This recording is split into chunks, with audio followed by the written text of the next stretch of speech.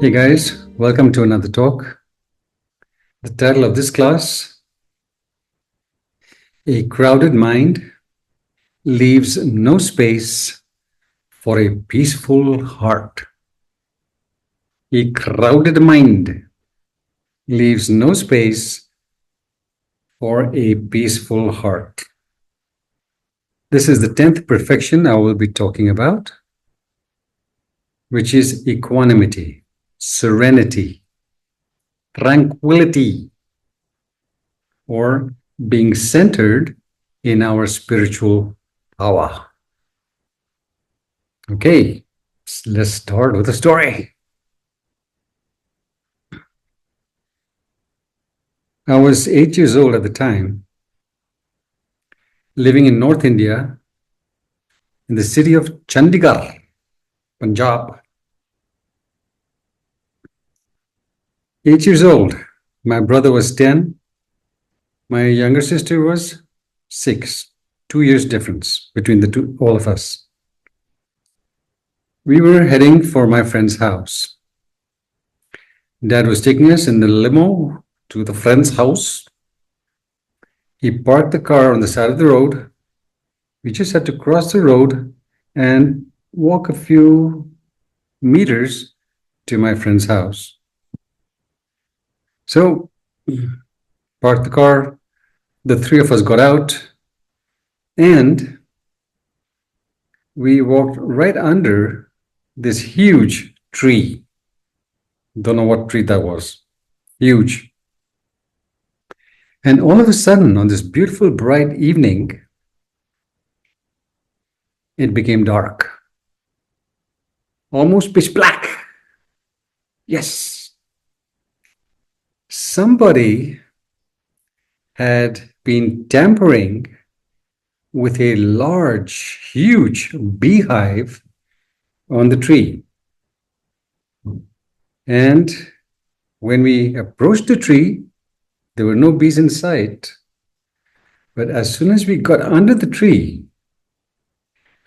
whoosh, an incredible cloud of bees descended upon us, all three of us. And our immediate response, obviously as kids, was to run like hell. I saw all of us running, but then I noticed that my sister was too petrified to run. She froze. After a few steps, she just froze. And then I also noticed as I was running and my brother was next to me, I saw that my brother stopped to aid my sister.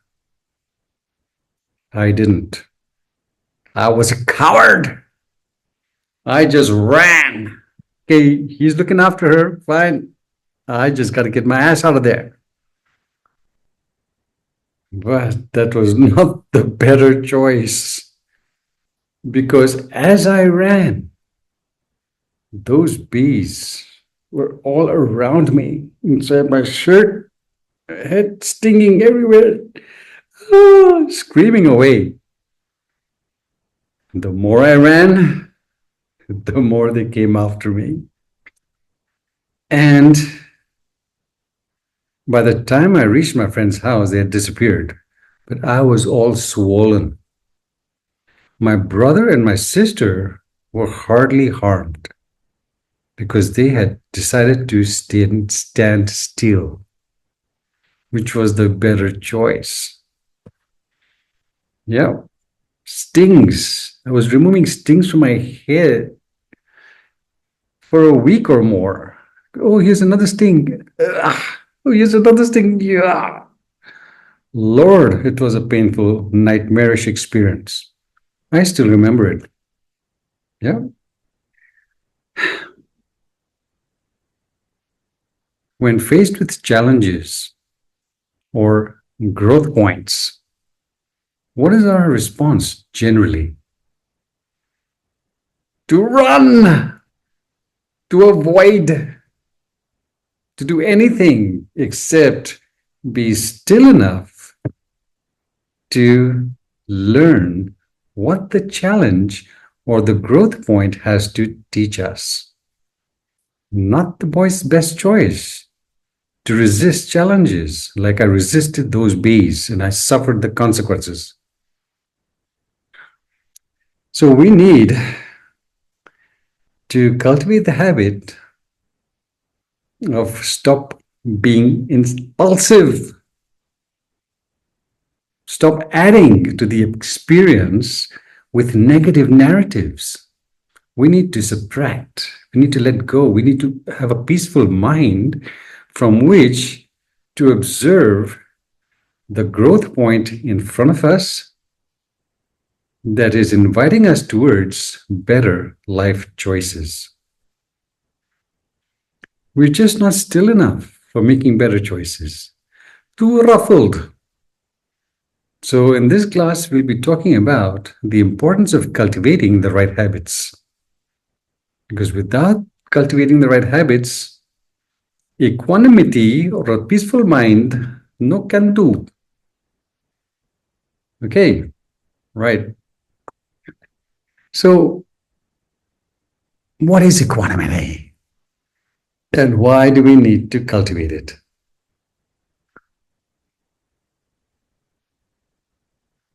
Life is not easy for most of us. In fact, it is very difficult for most of us. Things don't always go the way we planned them to, the way we expect them to. No, the human condition is really quite messy. Wars, violence, abuse, dysfunctional relationships, illnesses. The human condition is often quite messy. Open the eyes, look around.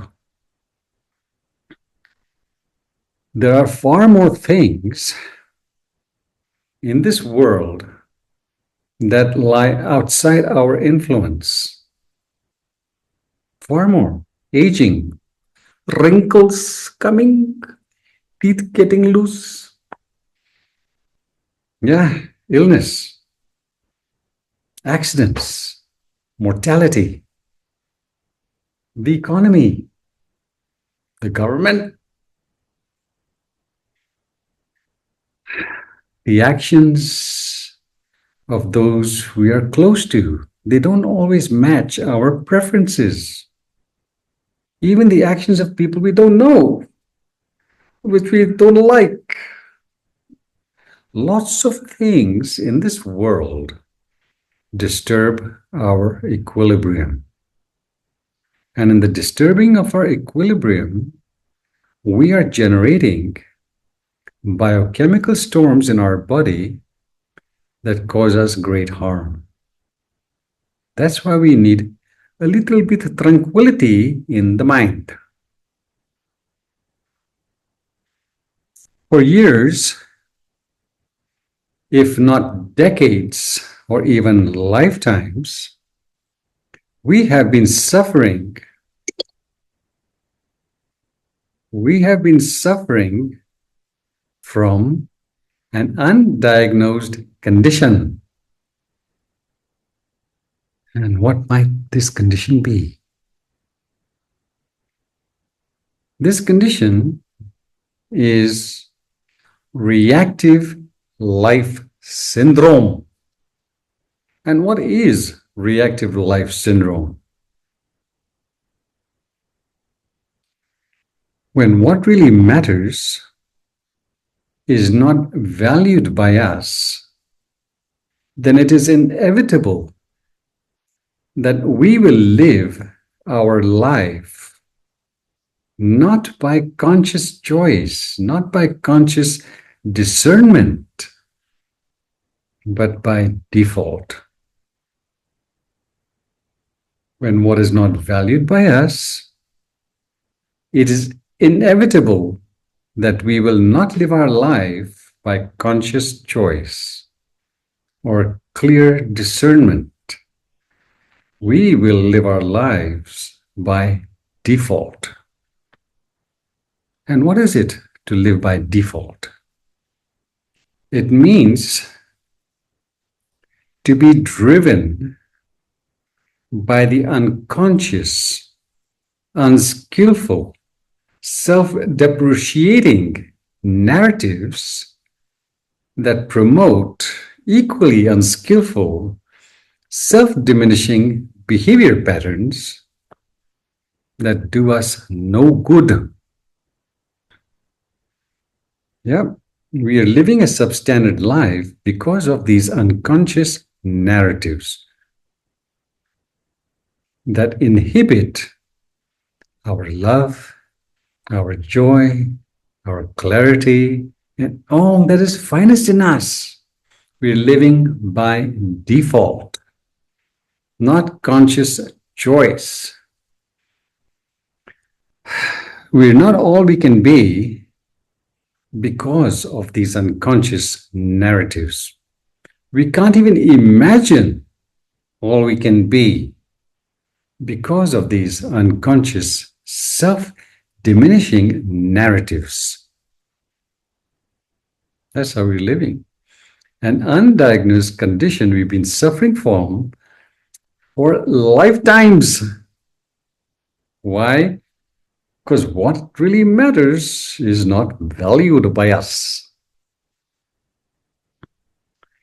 Just think, we live in a fast-paced, fast food, media-saturated, trauma-inducing, noise-polluted world. Yep. Fast food, fast-paced, media-saturated, trauma-inducing, noise-polluted world. And this world has influenced us to flatline in nearly every area of our lives. To flatline means that we are comfortably numb to our experiences. Comfortably numb. We have habituated ourselves to being in zombie mode. This means that we're just not alive to life's unsurpassed blessings. We're not awake to it. We take it for granted. Everything we take for granted. And that's not all. Having flatlined or living in this comfortable numbness, we have no incentive, no longer any incentive for discovering what can yet be possible for us. No incentive. And our family and friends, hey, they're also drifting through life, just drifting in their own version of sweet oblivion, like we are, sweet oblivion. So when we live our lives on autopilot, how can we possibly not be overwhelmed by the fast-paced, fast food, media-saturated, trauma-inducing, noise-polluted world? How?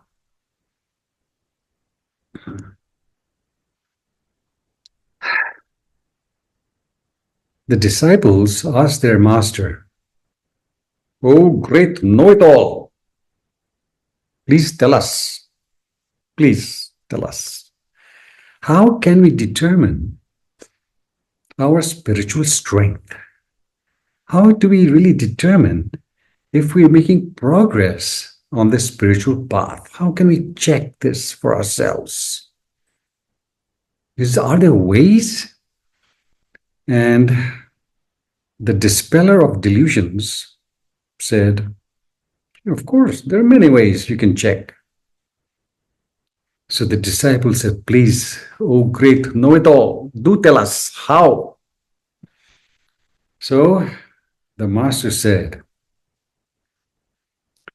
just check how often during the course of a day you lose your equilibrium whenever life does not meet your preferences. And the reason you lose your equilibrium is because there is no serenity in your mind. No serenity. And in the absence of serenity, it's impossible for you to make clear life choices when faced with situations that ruffle you. So, what is this serenity? Please tell. What does it mean to be equanimous? It implies a mind that is fully accepting of whatever life presents us with. That's equanimity. Fully accepting of whatever life presents us with.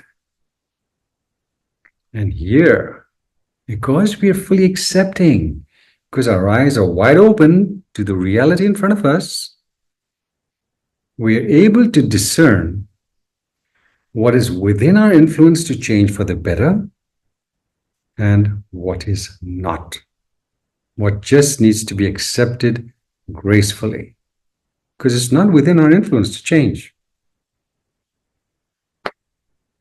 Okay. Our human condition, because it lacks the serenity and the clarity, is often torturous. Our human condition is often torturous because, regardless of our outer victories, youth, good looks, intelligence, money, lovely family, lovely home, lovely limo, lovely vacations, talents, regardless of our outer victories, most people still have no grip on their life. They're still traumatized by life's changing faces. Most people, that's the human condition. That regardless of our outer victories, we still live in fear, doubt, and insecurity. I once read about a baseball player, supersonic fellow, really good, superstar. On this particular day, he had won the game for his team and had received an applause from thousands of people watching the game. Yeah, hey, hot stuff, hot stuff. Yeah, I'm hot stuff. Okay, great talent, lots of applause. But then, when he was walking to his car after the game, to drive back home, some fellow in another limo passed by and said something nasty to him, called him an asshole. And just this one comment by this fellow, this stranger, ruffled him for days on end. The applause went out the window like this. But that one little comment disturbed his equilibrium for days on end. That's what I'm talking about. The human condition is often torturous because, regardless of our outer victories, we're not anchored in our power. Things, the smallest of things, disturb us. So, once again, what is equanimity? And why is it so difficult for us to establish ourselves in this incredibly important faculty? Why? Okay, equanimity. Equanimity is a state of psychological balance and stability. Solid psychological balance and stability that is impossible for us to cultivate for as long as our attention is directed outwards, predominantly outwards. How can we possibly refine ourselves to walk through this world with power and grace?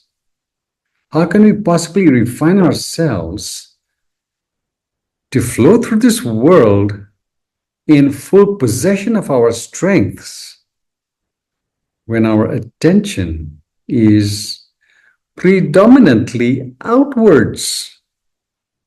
How can we possibly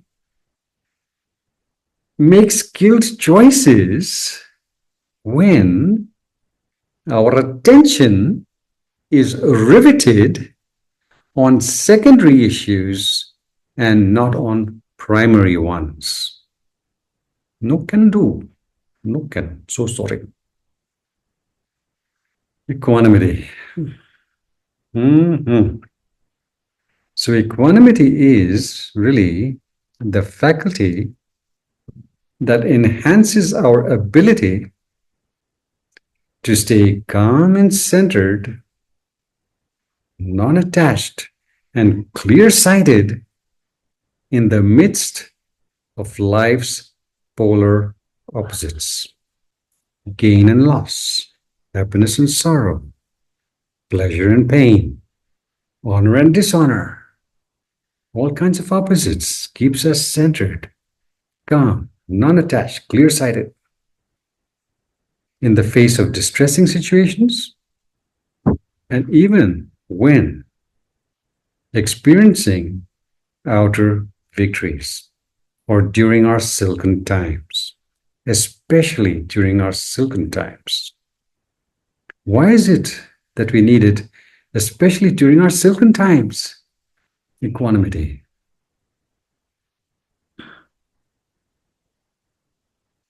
Because our silken times, outer victories, have this seductive power to derail us from what really matters. It leads to complacency. Remember what I said last time? Familiarity breeds complacency. Success breeds arrogance. It breeds indulgence. It breeds fear of loss.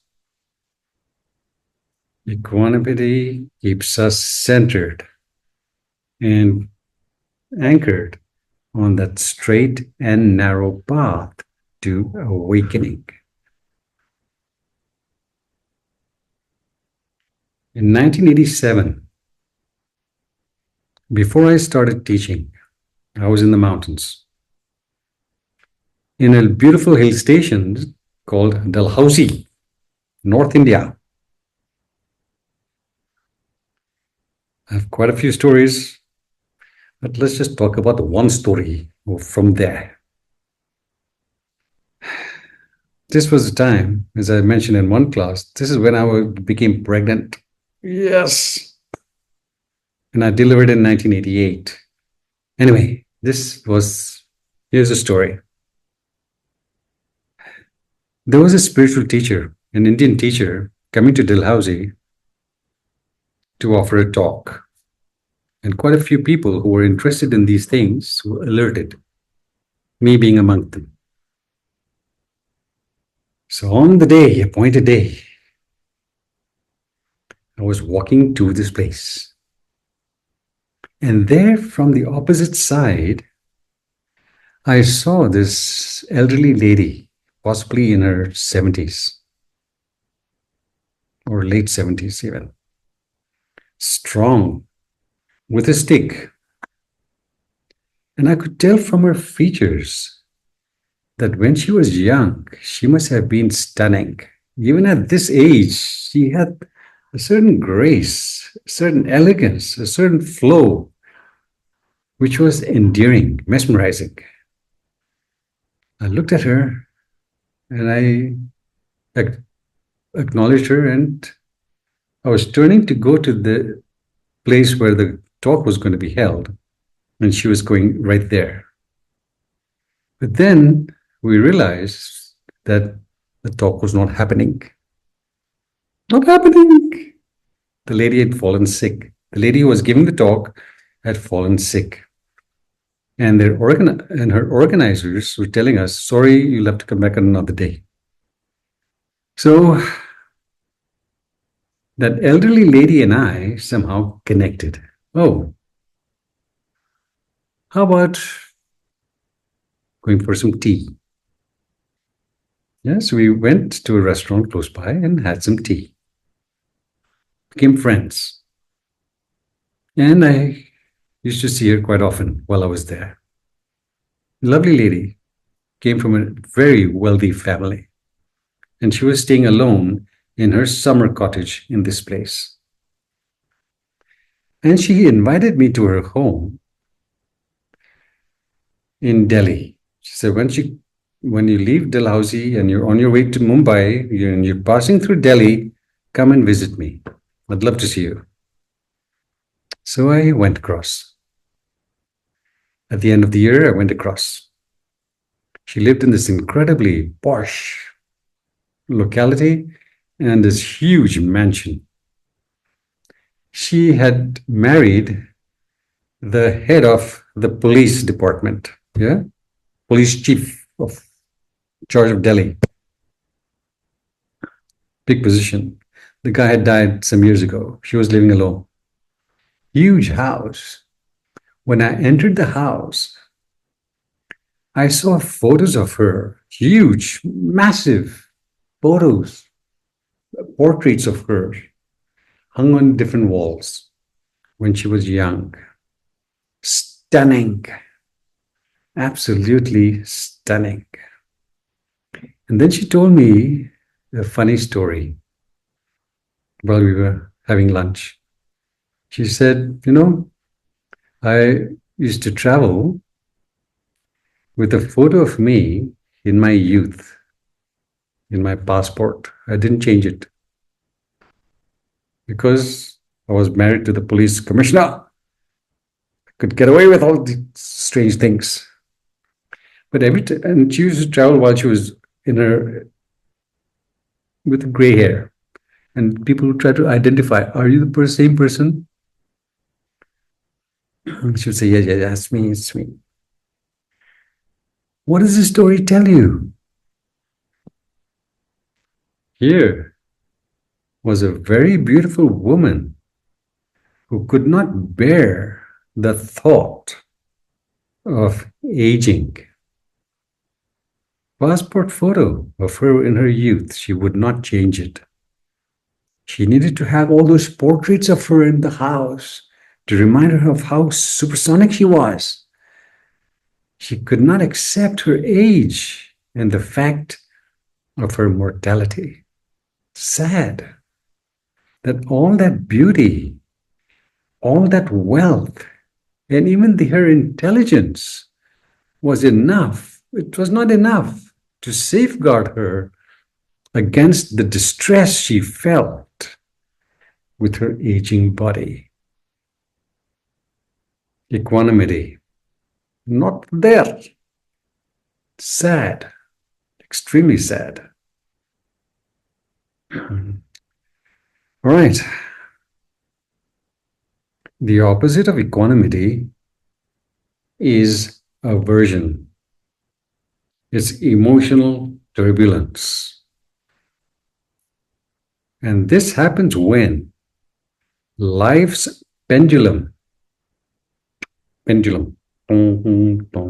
yeah, when life's pendulum swings towards realities we would rather not experience, unwelcome realities, that's when the emotional turbulence takes place.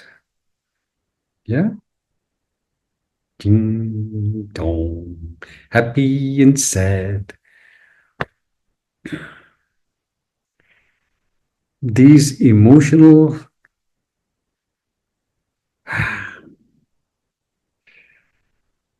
unpleasant states, people don't realize just how devastating they are for the body's health. Not a good idea. So, equanimity basically is indispensable for personal refinement because it allows wisdom and love to guide our choices instead of our misguided preferences and opinions. We want things to be different.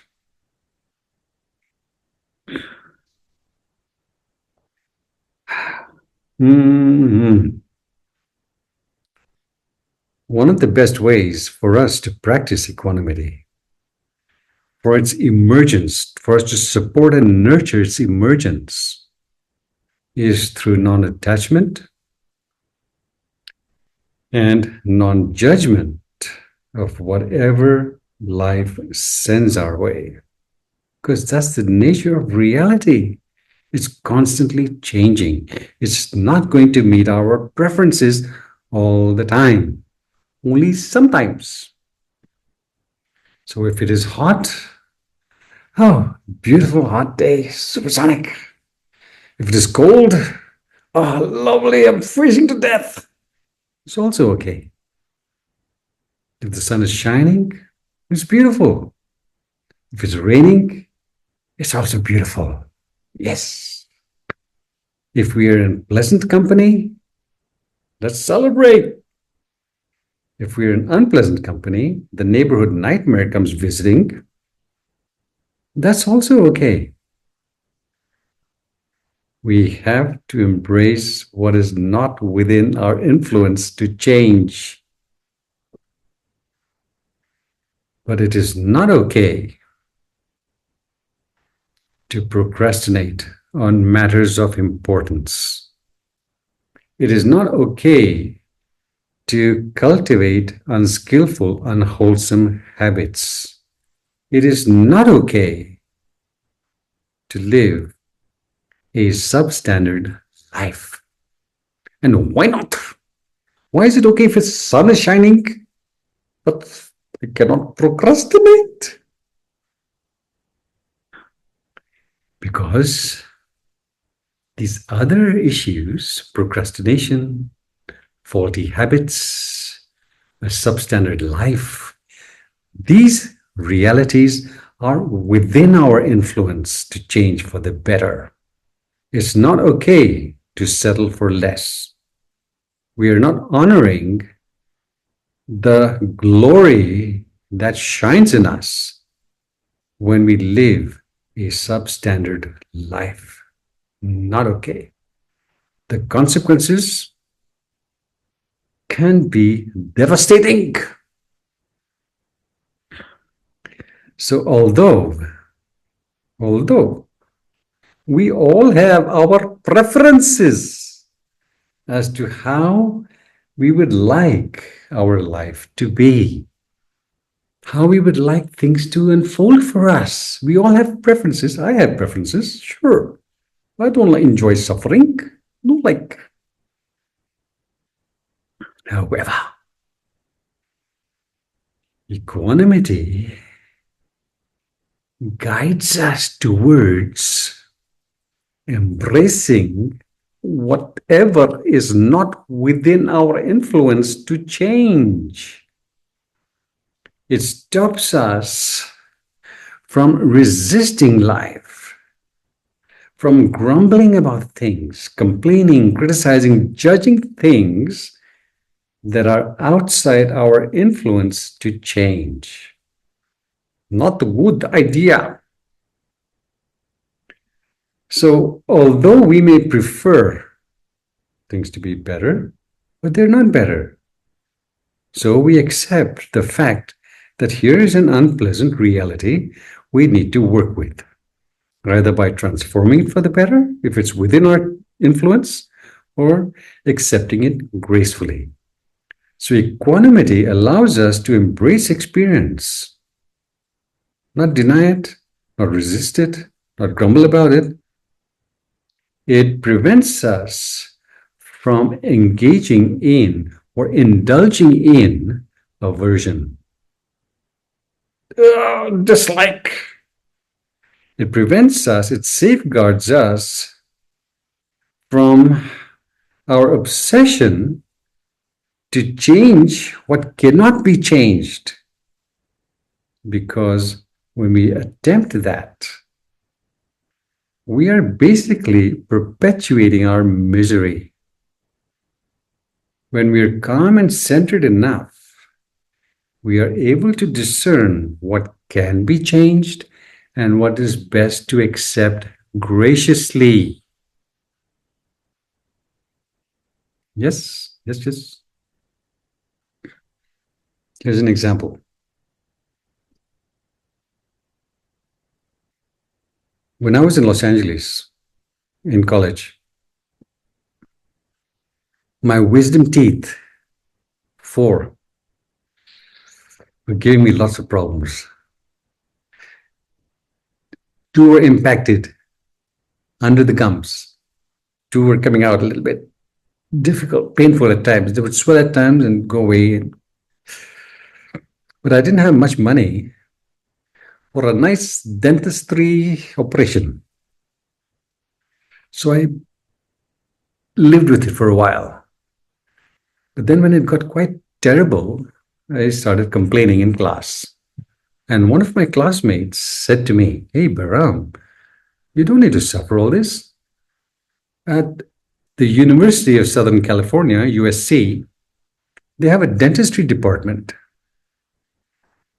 Go to the dentistry department and tell them what you want done, and the students will work on you free of charge." Yeah, students. But you'll have to bear a little bit of inconvenience because students. I said, "Oh, really? Free of charge? Let's do it." So I went. And there I was in the room, and the students were all around me, eager. But their teacher, Professor whoever, hotshot, he was there. And he said to me, "You want all four of these removed in one shot?" I said, "Yeah, listen, I stay far away. I don't want to come back. Just remove, get them all out, one shot." I said, "Well, if that's the case, it's best I do it. Because what's going to happen afterwards is going to be a little bit painful. The after effects." So the students milled around and watched how the big boss did the work. Not my mouth. And he pulled out the stuff, I don't know, so quickly. I didn't even realize how quickly he pulled it out. So it was finished. Yeah, it's finished. You go, here's this prescription for the painkillers. At that time, I was already meditating, and I was a little bit fanatic about health. I did not want any painkillers in my body. So although I had the prescription, I didn't take any painkillers. But let me tell you, once the anesthesia wore off, my head was like elephants were stampeding on it. I couldn't sleep for 3 days and 3 nights. Couldn't sleep in the night, couldn't sleep in the day. Luckily, this was during the holidays. Yeah. The throbbing in my head was phenomenal. I was not resisting the pain. I had preferences. I was simply being with it without aversion. And I was able to discover my strengths. That's what I'm talking about.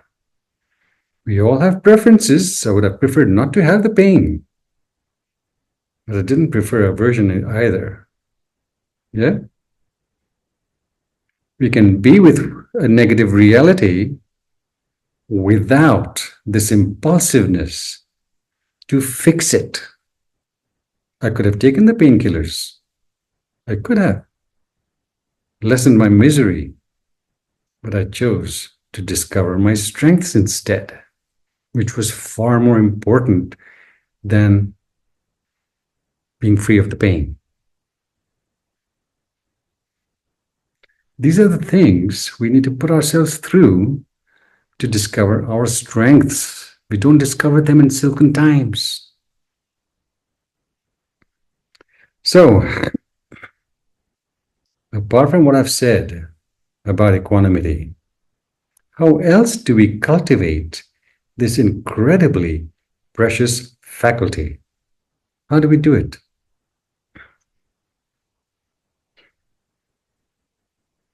We do it by training ourselves to brave challenges like I did.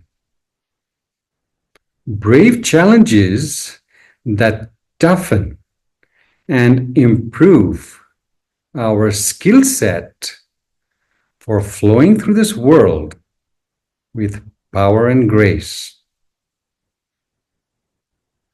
with a tranquil and clear mind. Example, 4 wisdom teeth. Oh, flow through this world with power and grace, with a tranquil and clear mind. This practical knowledge is an indispensable skill we all have to perfect because it pays. It pays enormous, extraordinary dividends for lifetimes to come. Lifetimes. Far more useful than the paltry happiness we indulge in. Fleeting pleasures, fleeting pastimes, fleeting possessions that we marinate in. They do nothing for us. We need to learn to brave challenges that toughen and improve our skill set for flowing through this world with power and grace in a calm and tranquil and happy and joyful manner. Practical knowledge has to be cultivated by us. Very important.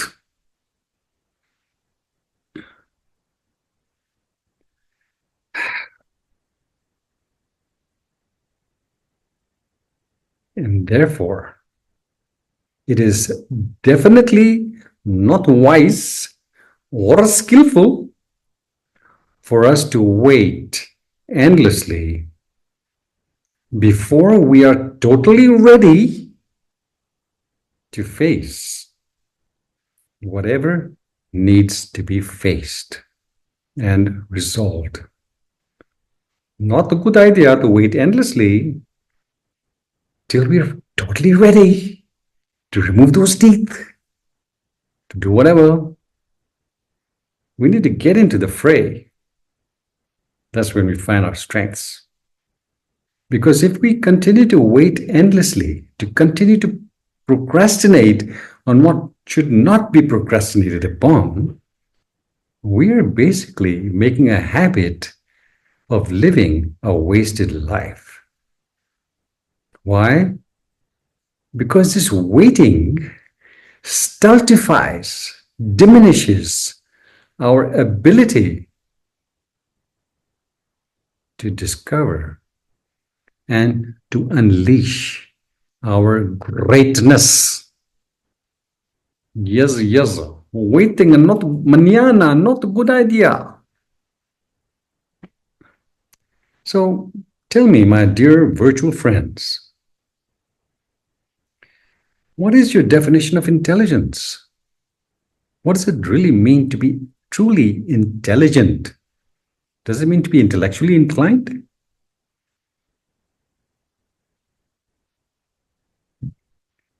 The hallmark, the proof of true intelligence is seen in our ability to achieve the quality of life we yearn for. Good health, fantastic relationships, supersonic vocation, hey, spiritual clarity. Hallmark of true intelligence lies in our ability to achieve the quality of life we are yearning for, not in the amount of money we've made, not in the amount of accomplishments we have accomplished. How centered are we in our spiritual grandeur? That's the hallmark of true intelligence. If we are really intelligent, we use our moments wisely. When we are not intelligent, busy making money and getting all kinds of illnesses and relationship fiascos in the process. That's not intelligence. So, the achieving of a remarkable life, the crafting of a remarkable life, is the pot of gold we discover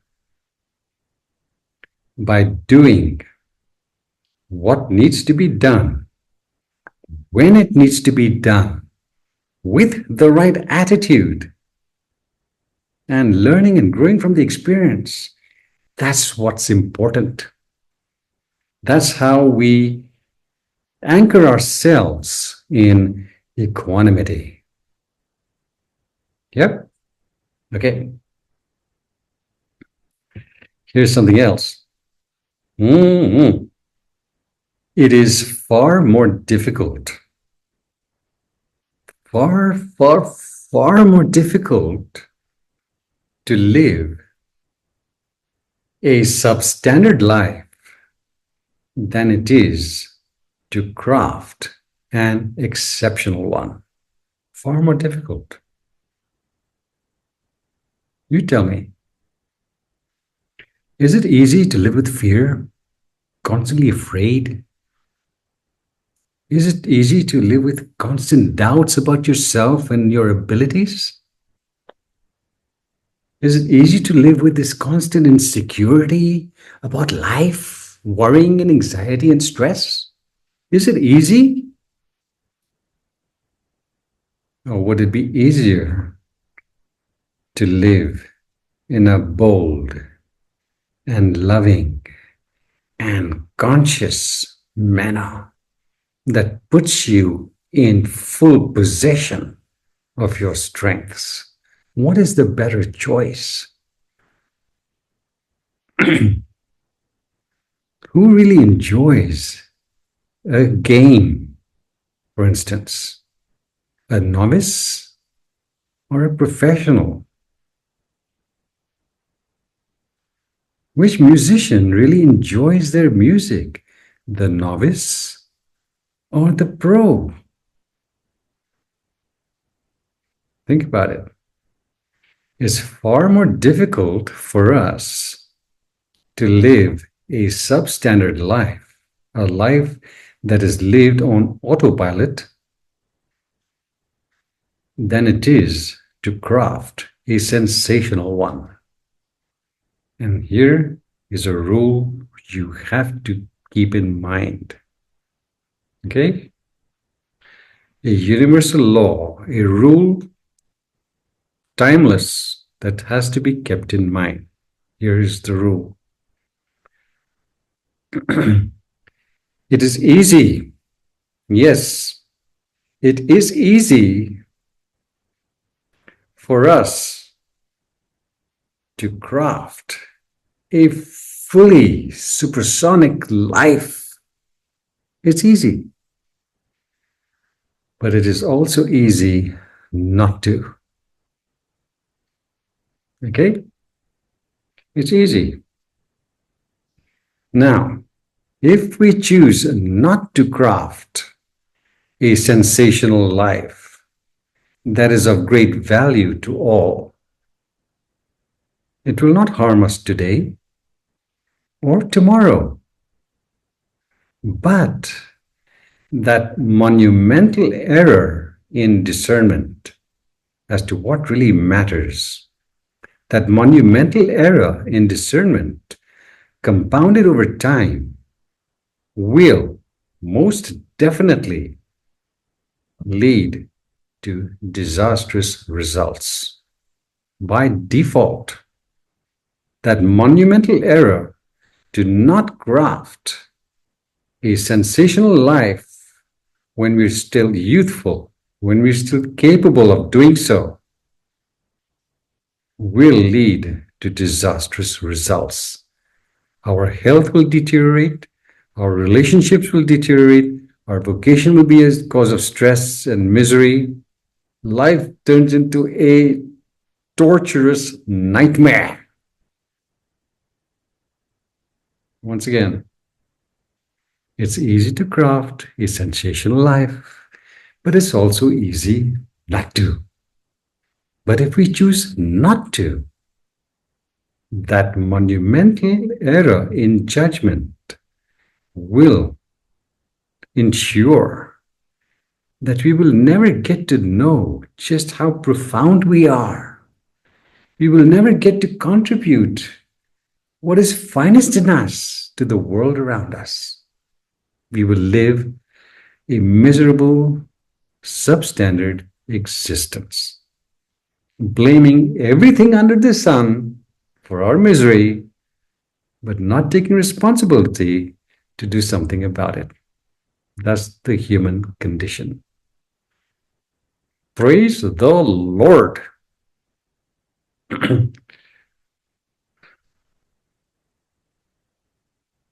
Please understand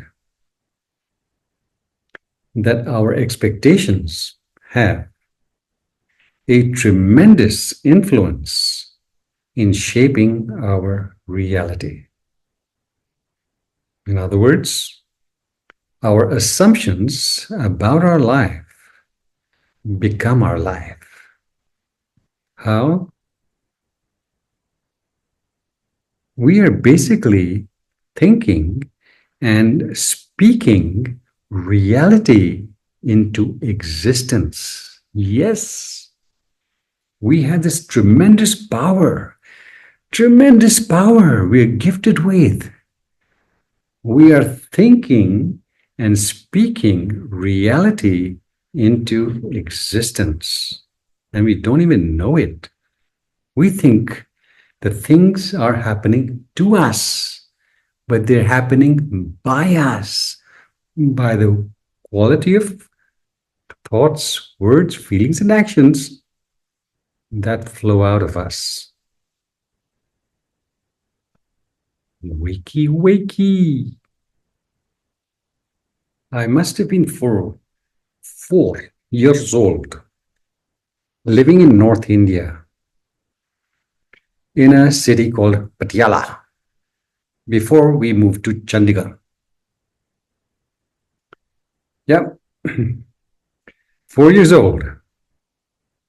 I still remember it, this experience, crystal clear in my mind.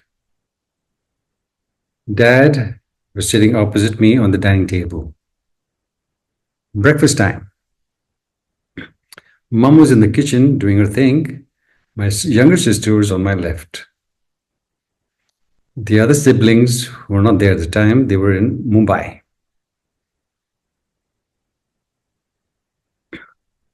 And we had this beautiful, large garden, large courtyard, basically, large plot of land. My dad was a senior architect. Beautiful home, beautiful garden. And in gardens, we usually have butterflies and bees and hornets, plus snakes and things like that.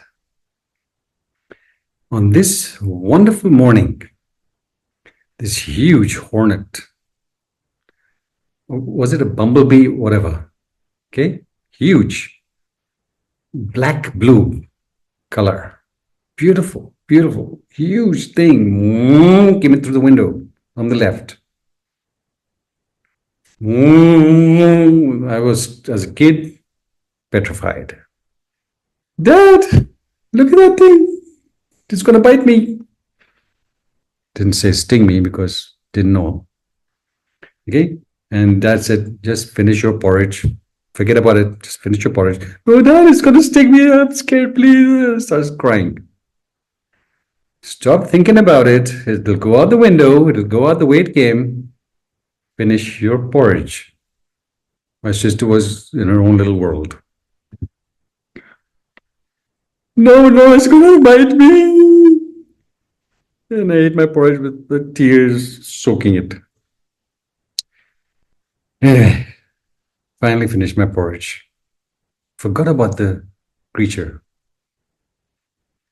Okay. Gobble, gobble, gobble, forgot. And then I went to sit on the sofa.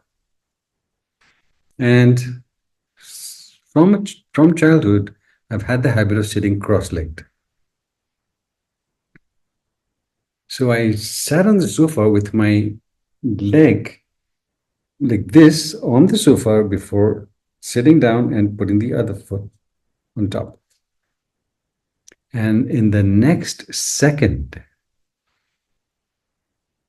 the loudest voice emanated from my mouth, and I shot towards the ceiling like a little spaceship.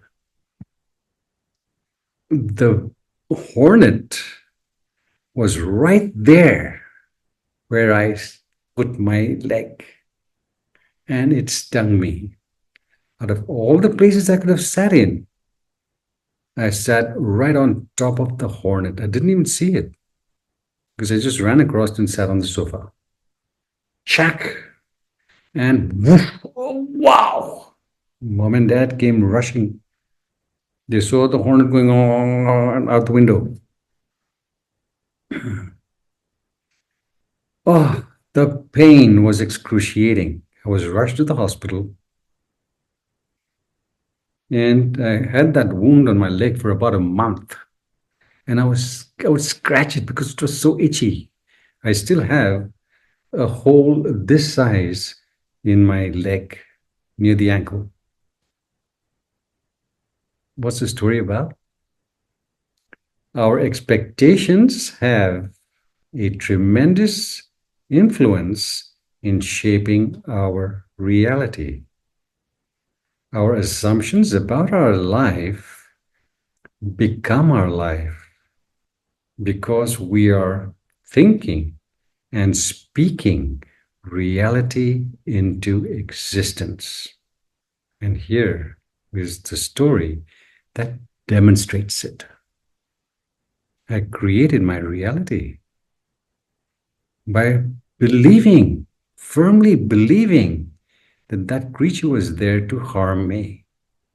And I made it my truth. We need to watch what we're thinking and feeling, or saying and doing. We have tremendous influence over our reality, not even conscious of it. Yeah? Okay.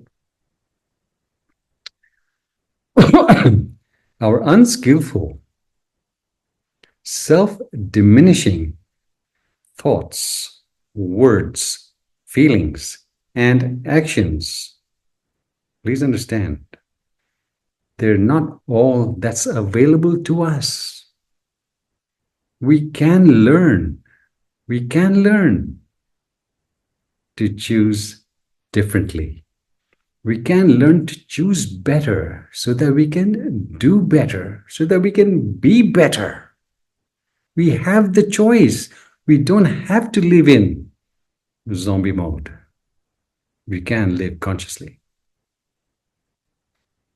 So, equanimity helps us tremendously to check ourselves before we wreck ourselves. Be still enough to check ourselves before we wreck ourselves, destroy ourselves. By offering us a whole new perspective, when we're still enough, equanimity offers us a whole new perspective on how our life can play out for us for a better. Once we get that perspective, once we're able to see things better, imagine things better, then it becomes possible for us. But we're not imagining things better. We believe that's the way things are. Fixed views, not the way to go. Equanimity helps us to check ourselves before we wreck ourselves. We need that stillness. It is imperative for us to get that stillness. Only when we can imagine a better reality can it be achievable for us. If we can't imagine it, it's not happening. So now let's look at a few more practical steps, shall we? What does it mean to optimize something? To optimize something means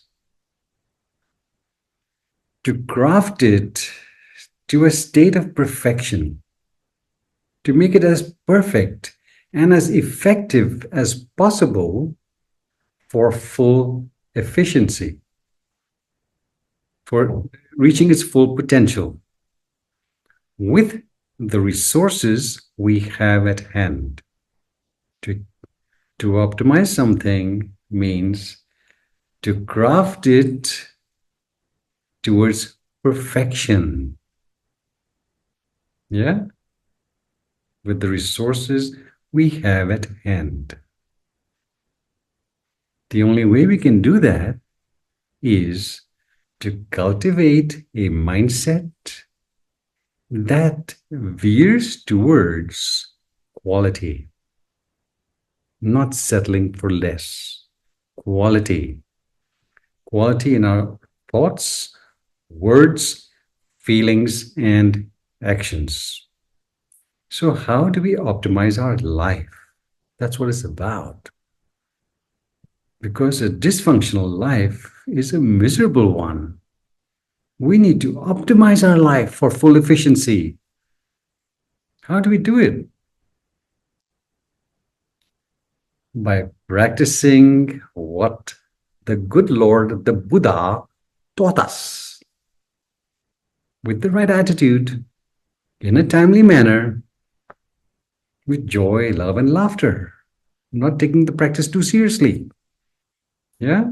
How do we optimize our life? By putting the teachings into practice, not just theory. We have to blend theory with the practice. We have to make a habit of blending the theory into practice. So, what is a habit? What's your definition of a habit? A habit is a preset or conditioned or reflex response either to internal or to external stimuli.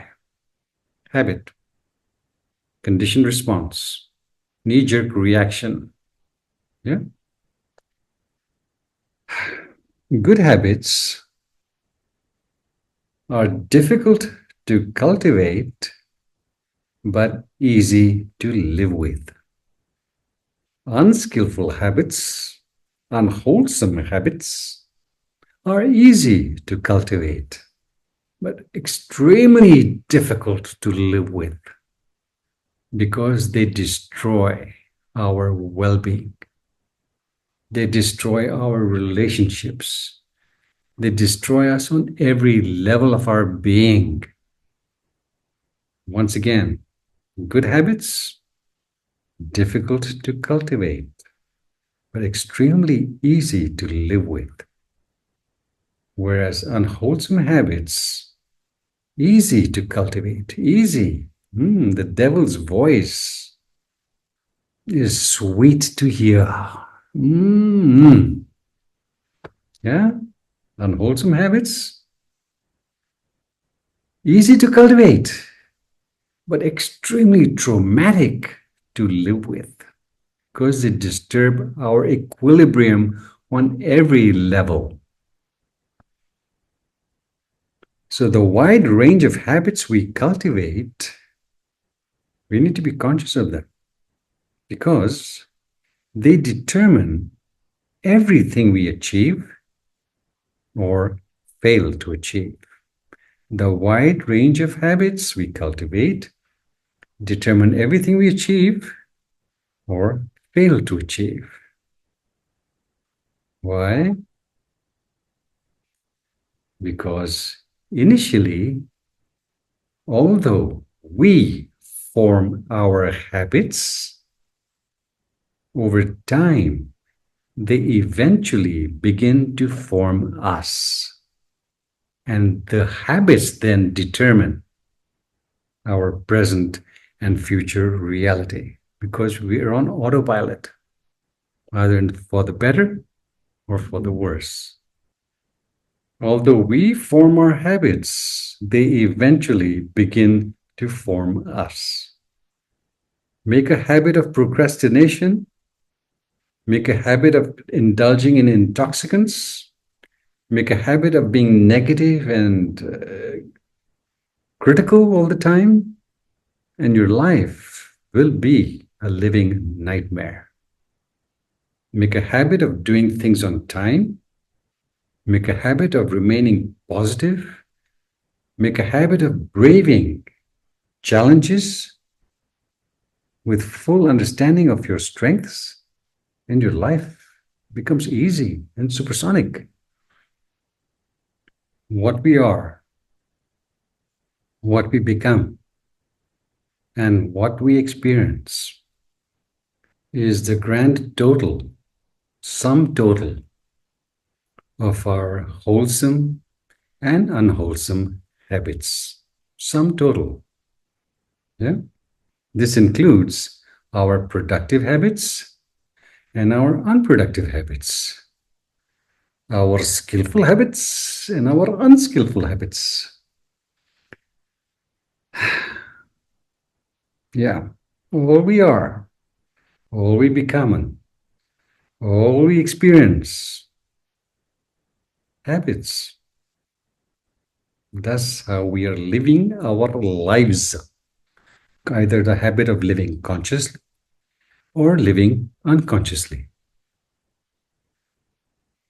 So if we really examine and observe the lives of those beings who excel in this world, in their personal as well as professional life, if we really look closely at their lives, we see that it is not their personal qualities, but their habit of preparing for success that really matters. Yeah. Personal qualities are always secondary to the habit of preparing for greatness because preparation determines everything. Most people are totally unprepared for life, totally unprepared for relationships, for being in their workplace, for parenting, for whatever. People are unprepared and therefore they suffer. So, once more, those who excel in this world in their personal and professional setting, they excel not because of their personal qualities alone, but because they have made a habit of preparing for success by applying their personal qualities in a timely manner so that they can move through this world with power and grace, intuitively, calmly, beautifully, effortlessly. Preparation determines everything. To practice the 10 perfections requires preparation. We can't do it slouching on our sofas watching TV. Not possible. We need to prepare. So, to experience all that is best in this world is a habit. And to not experience everything in this world is also a habit that we have cultivated. Which habits are you cultivating? During a footage, yeah, on mountaineering, the mountaineer who was presenting the footage on mountaineering, during part of that documentary that he had prepared, there were times when these guys had to walk across these rickety metal ladders across crevices, deep, deep crevices, with 40 pounds of weight on their backs. Ugh. No gorillas, yeah? 40 pounds of equipment on their backs. On these rickety metal ladders stretched across these crevices.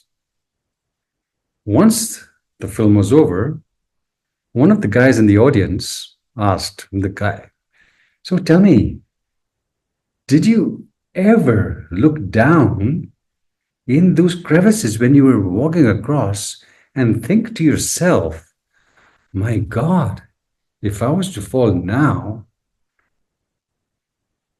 that'd be rebirthing, no hope for survival.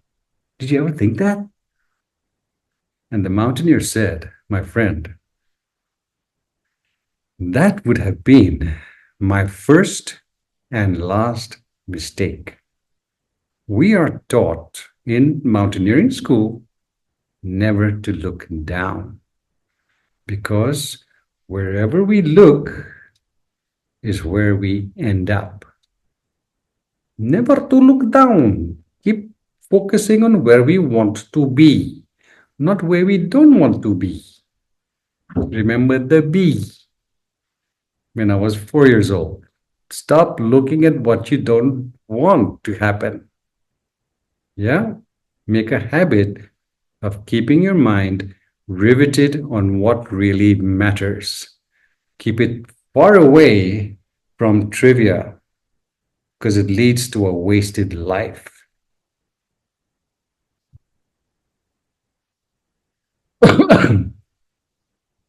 When I've spoken about the caves that I have lived in, 4 different caves, you won't ever know what I'm really talking about till you experience that reality.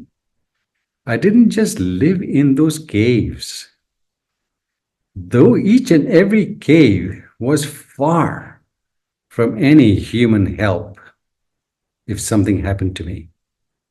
If I broke a leg, if I sprained an ankle, if a snake bit me, if a panther came into my cave, if a bear approached, no matter how loudly I would have shouted for help, help was not available. It was far away. So I didn't just live in the caves, I lived in a situation in which it was just me and the good Lord supporting me. That also requires bravery. Plus, do you think I was able to sleep soundly in those caves? And I did sleep soundly if I didn't have a tranquil, peaceful, trusting mind.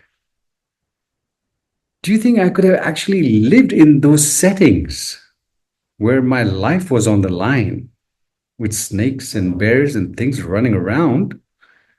Do you think I could have actually lived in those settings if I had thought about what if I break my leg? Who will help me? What if something happens to me? What will happen? Nope. Those thoughts I did not allow to infiltrate my consciousness.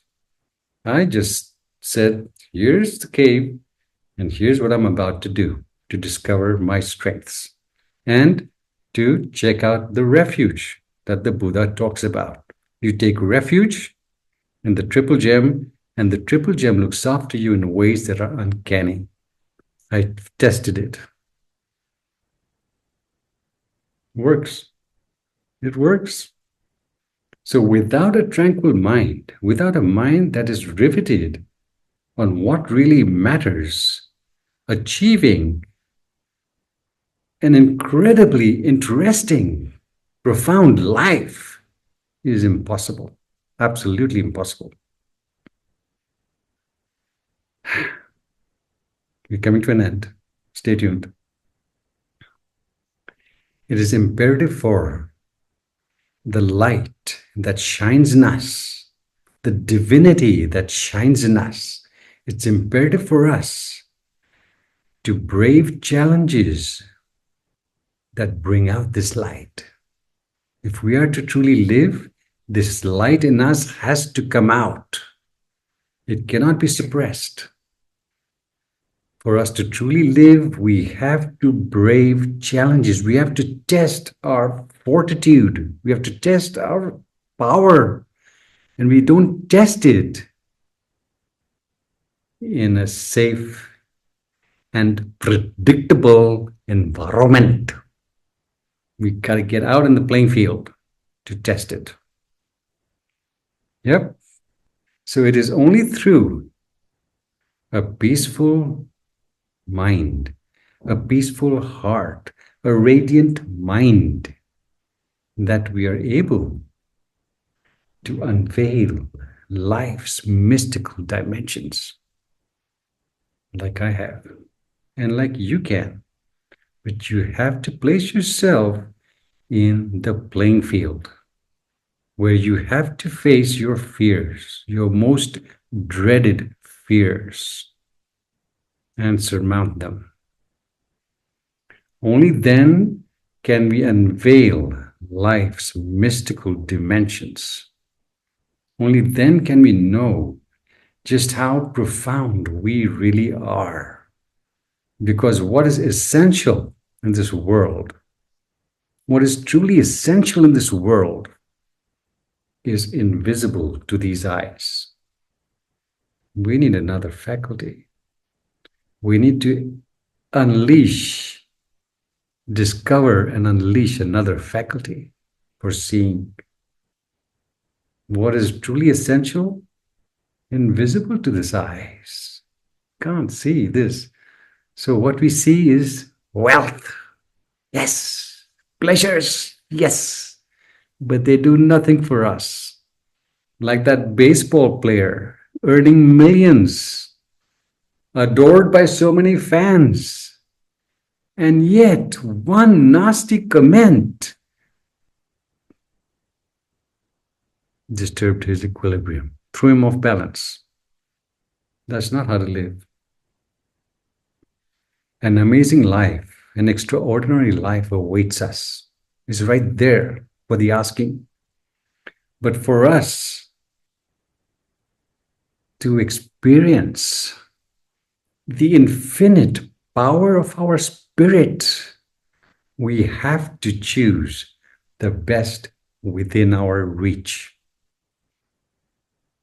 What is finest within our reach? It's right there. We're endowed with it. And it has to be chosen consistently. When we choose the best within our reach, we are basically becoming a blessing for ourselves and the world around us. When we're not choosing the best within our reach, we are living a substandard existence. So equanimity, the reason equanimity is so extremely important is because it stops us from attempting to change whatever life presents us with, when that which it presents us with is not within our influence. These futile attempts at changing things that cannot be changed.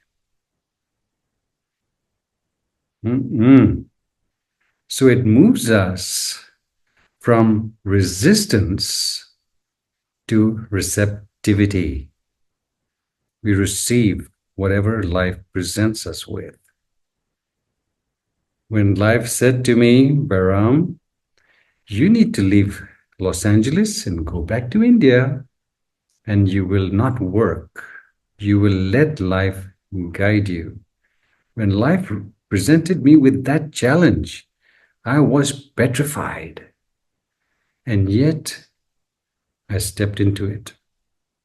And the wildest things opened up for me. Because when we are receptive to whatever life guides us towards, whatever it presents us to, whatever it presents us with, that's when it reveals its amazing dimensions. That's when we gain mastery over life. Not when we're hiding from it, not when we're hiding from challenges. So equanimity offers us that stability to accept whatever life asks us to do and to be. No saying no, no, no can. So we must not allow those negative, limiting thoughts to infiltrate our consciousness, which make us believe as to what we can do or what we cannot do. Because even that we can do. Certain things we can do, which we think we can't do. It's not what we are at present. It's not how good we are at present that matters. It's how good we wish to be, how we wish to excel in this world. That's what matters. Not how good we are at present, but how good we wish to be and how determined we are to make it so. That's what matters. Equanimity, being centered in our spiritual power, is there. But for most of us, we don't even have an idea of what treasures we are holding. But these treasures have to come out if we are to truly live. Any questions? Stay tuned. Hallelujah.